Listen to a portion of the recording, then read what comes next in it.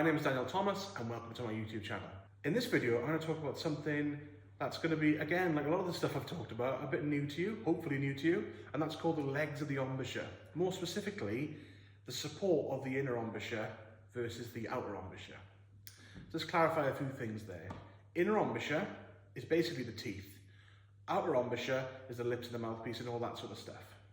Now, when I say legs, that should conjure up the image of a table. Now, when we think of a table, what does a table need to be first and foremost? It needs to be strong, needs to have 4 sturdy legs underneath that table. Similar with the embouchure. The inner embouchure is basically the foundations and the support of the outer embouchure. And we all have, individually, our own groove that the mouthpiece will sit in when we play. And having a good relationship and a strong sort of knowledge of where that groove is, in my opinion, is really important to you as a brass player.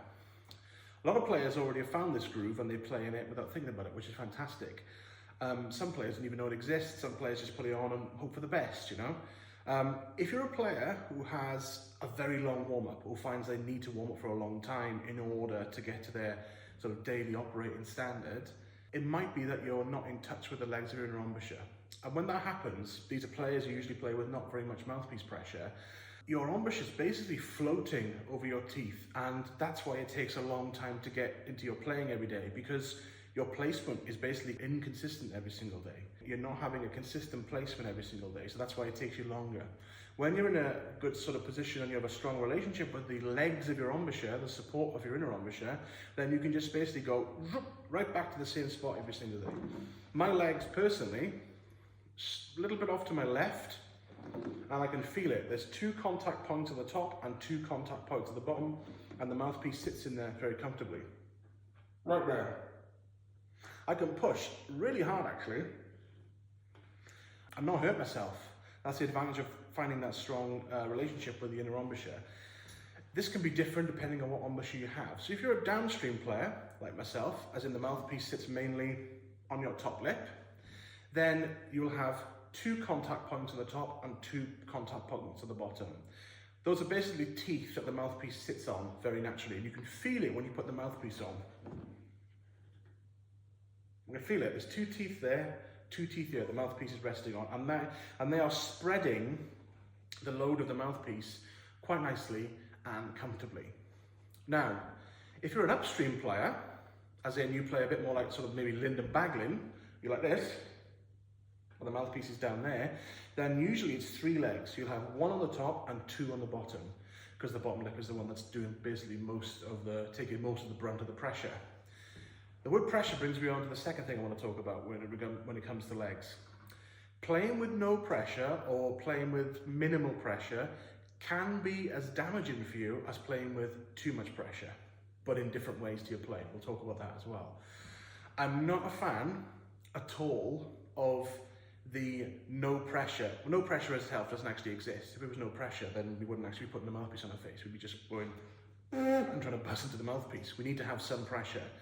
But I'm not a fan of any of the sort of gizmos and gadgets that aim to reduce mouthpiece pressure. They might be useful in a very small % of cases, but then you don't need to spend money to reduce pressure. You can just use less pressure, you know? But for most players, put it this way, right? In my teaching, I've encountered far more players who've played badly as a result of using too little pressure versus too much pressure. Because if you play with too much pressure, then it's obvious you'll be hurting yourself, or you'll be causing injury to your lip, and it'll be physically uncomfortable to play like that. You'll have to play with less pressure, otherwise you'll hurt yourself even more. But playing with too little pressure manifests itself in sort of more subtle ways. As I said, your warm-ups will take longer. You won't be consistent in your playing every single day because your mouthpiece is going to be sort of floating around with different sort of positions on your teeth because you're not locking into that zone. Once you find the legs, the position of the inner embouchure, you'll go back to that same spot every single day, and it just cuts out a lot of faff, for lack of a better word, from your warm-up. So how do we find it? Well, we're going to do a few weird things to get there, but hopefully it all makes sense once we put the thing together at the end. The first thing we're going to do is basically puffing our cheeks out, and by doing that we're eliminating any muscular support at all. So we're relying purely on pressure to get the sound. Play a middle C with your cheeks completely puffed out and use more mouthpiece pressure than you normally would to make the sound happy, like this.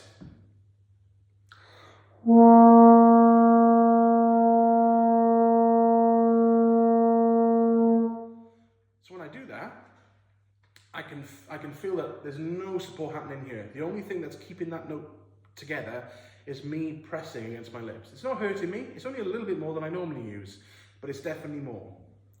And I'm pressing and pressing and pressing, and I'm finding that spot in my teeth where the mouthpiece sits. Feel free to move things around a little bit as well to find that spot. Something like this. I've got the mouthpiece over here, and then try and find my spot.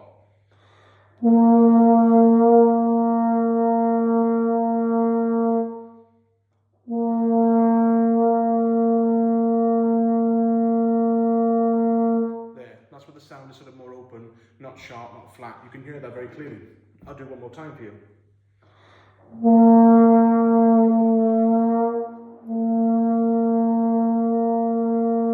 There. I exaggerated it quite a lot then, but hopefully you can hear when I get that spot and it's supported and I can feel it, the sound gets a little bit more clear, a little bit more centered as well. The next thing you can try to make sure you're locking into that spot is by doing this.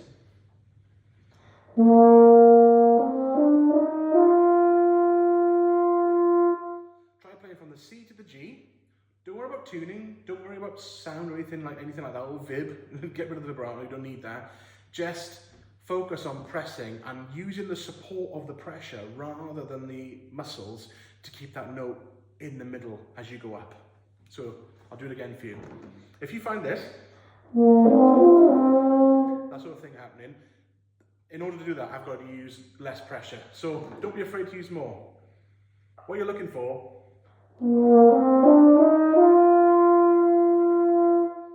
that sort of support. Now, do that again without the cheek puff, but try and use the same pressure and see how it feels.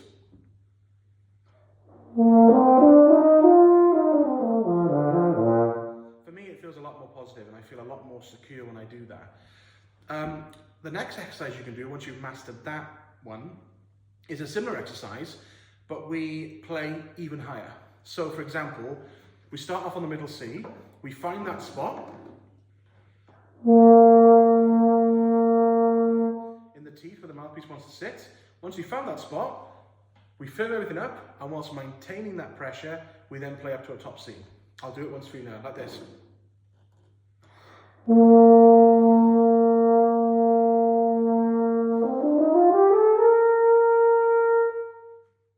See what I mean? And then we repeat, going up in whole tones, all the way up to super G if you've got it. If you can't play that high, don't worry, you don't have to go that high at all. I just like to do it to reinforce that feel. So I end up doing something like this. I go up incrementally.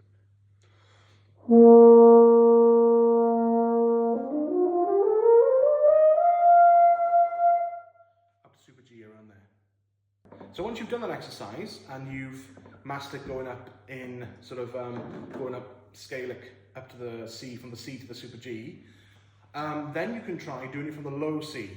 So similar approach, you go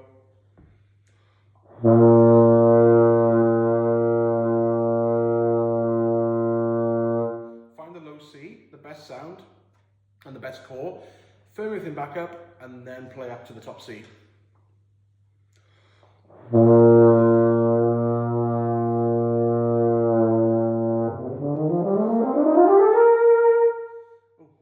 Don't need the vibrato, automatic, sorry. So you play from the low note up to the high note using the same pressure. Now, what this helps to fix is a problem I had for a long time, and I see it in quite a lot of players as well. When players play high, they generally do everything right. They go, and they play with good embouchure, good solid feel of the legs, and everything works. And then when they come back down from there, you get this.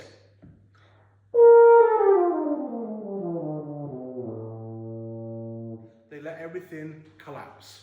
And that's where production problems start to come. So my issues manifested as I could play really consistently in the high register and really consistently in the pedal register, but in the middle I used to struggle. I used to earshot notes and miss pitches all the time, get this sort of a thing. That sort of a thing going on. And it's purely because I was assuming that the middle register requires less pressure or less effort than the high register, which isn't the case. You need to have a strong feeling with your legs of your embouchure, your teeth, from the highest to the lowest. So I use the same pressure for a top C as I do for a pedal C. There's no difference in pressure for my different ranges. That might contradict a few things that you've heard, but it's what works for me, and I've noticed it worked well for a lot of students as well. So this is going from top C to low to pedal C using the same pressure all the way down. You'll see the mouthpiece move as I move through my pivot, but the pressure is staying the same.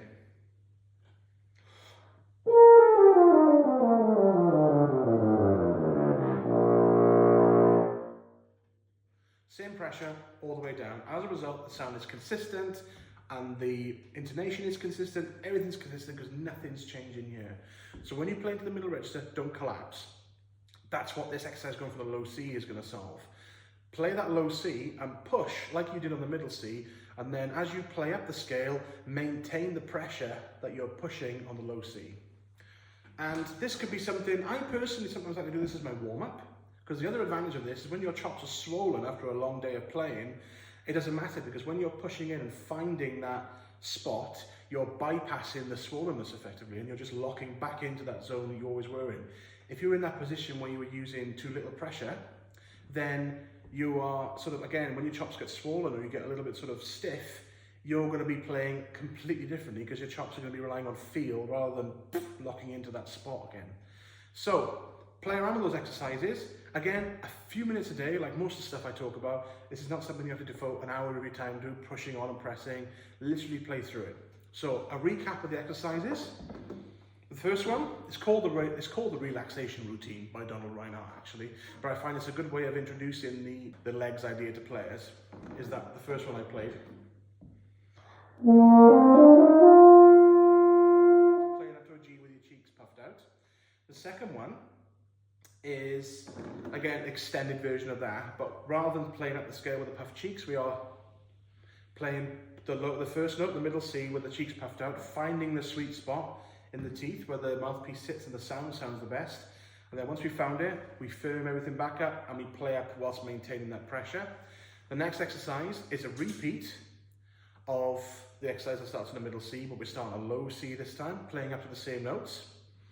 And once you've done that, at first, let's just say you only do the first exercise, the first extended range one that starts in the middle C and goes up to top C, D and things like that. Once you've done that, finish with the relaxation routine that you played first. So let's just say I do this as my first exercise.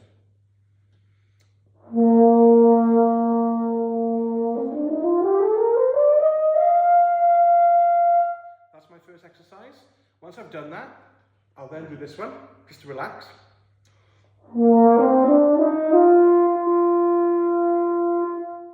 And then I'll play some warm down. Usually I like to play some pedal Cs.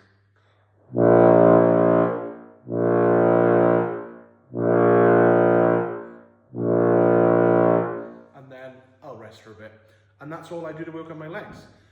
These days I don't do it too much, but when I first sort of figured out this concept and was taught it by my teachers, Doug Elliott and Chris LaBarbera, again, very much based in Donald Reinhardt's teachings, I did this every single day. Once I established a firm relationship with the legs of my embouchure, I didn't need to do those exercises as much. So it's not something you have to do for very long to get in touch with the inner workings of your embouchure. Give it a go. Let me know in the comments how it works out. And yeah, good luck with it. And any questions or comments, feel free to leave those down there as well. And if you want a private session with me on my website, go there, youth.org, book a session with me. I have half an hour and 1 hour slots, and I can give you a more sort of tailor-fit approach to your specific embouchure and give you the best chance of improving, basically. So yeah, thanks for watching, and I'll see you in the next video. Goodbye.